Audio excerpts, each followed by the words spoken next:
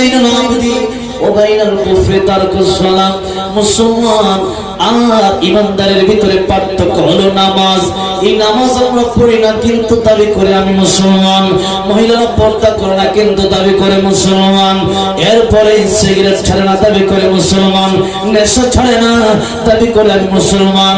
গান বাজনা ছাড়ে না দাবি করে আমি মুসলমান। মদ জুয়া ছাড়ে না দাবি করে আমি মুসলমান।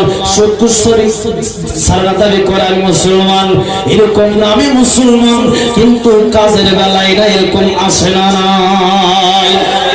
এই জন্য একজন কবি আমাদের বাংলাদেশের তিনি বলেছেন, নামে মুসলমান নাকি কামে মুসলমান, নামে মুসলমান নাকি কামে মুসলমান।